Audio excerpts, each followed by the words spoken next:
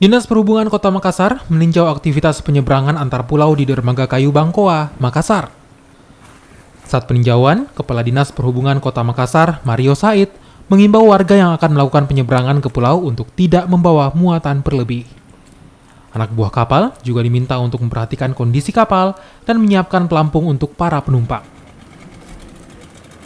Kami menghimbau kepada semua warga, terutama barangkali yang ada di pulau, begitu pula para pemilik kapal, perahu yang menyeberang melewati Kayu Bangkoa ini. Kita berharap agar hati-hati dalam kondisi cuaca yang ekstrim seperti ini, kondisi cuaca di mana semakin tinggi. Nah, kita berharap agar yang pertama itu tidak melebihi kapasitas, angkutannya itu tidak melebihi kapasitas daripada kapal atau perahunya.